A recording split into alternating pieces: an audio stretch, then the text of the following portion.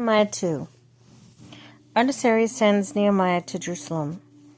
In the month of Nisan, in the 20th year of King Artaxerxes, when wine was brought for him, I took the wine and gave it to the king.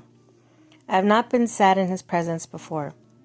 So the king asked me, "What is your face like?" Fix your face. No, I'm just kidding. He said, "Why does your face look so sad when you are not ill? This can be nothing but sadness of heart." I was very much afraid, but I said to the king, "May the king live forever. Why should my face not looking sad when the city where my ancestors are buried lies in ruins and its gates have been destroyed by fire?" The king said to me, "What is it you want?"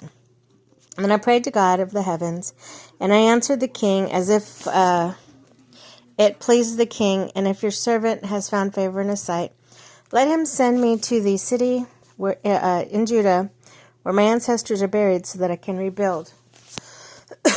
Then the king with the queen sitting beside him asked me, "How long will your journey take, and when will you get back?" It pleased the king to send me, so I set a time. I also said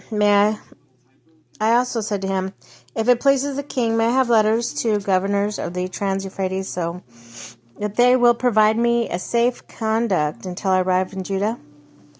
And may I have a letter to Asaph, keeper of the royal park, so he will give me timber to make beams for gates of the citadel and by the temple, and for the city wall and for the residence I will occupy." And because the gracious hand of my God was on me, the king granted my requests. So I went to the governors of the Trans-Euphrates and gave them the king's letters. And the king had also sent army of officers and cavalry with me. When Sanballat the Horonite and Tobiah the Ammonite officially heard this, they were very much disturbed that someone had come to promote the welfare of the Israelites. Nehemiah inspects Jerusalem walls. I went to Jerusalem, and after staying there 3 days, I set out during the night with a few others. I had not told anyone what my God had put in my heart to do for Jerusalem. There were no mounds on me except the one I was riding on. The night I went through the valley gate towards the jackal well and the dung gate. Examined the walls of Jerusalem, which had been broken down, and its gates, which had been destroyed by fire. When I moved on towards the fountain gate and the king's pool, but there was not enough room for my mount to get in that through. So I went up to the valley by night, examining the wall. Finally, I turned back and re-entered through the valley gate.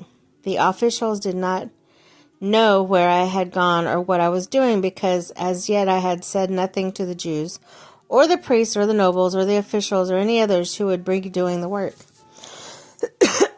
When I said to them, "You see the troubles we are in?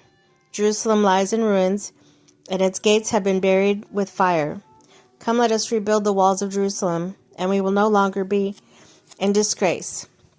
I also told them about the gracious hand of my God on me, and what the king had said. They replied, "Let us start building." So they began this good work. But when the Sanballat and the Horonite, Tobiah the Ammonite officials, and Geshem the Arab heard about it, they mocked and ridiculed us. "What is this you're doing?" They asked. "Are you rebelling against the king?" I answered them by saying, "The God of heaven will give us success. We, his servants, will start rebuilding. But as for you, you have no share in Jerusalem or any claim or historic right to it."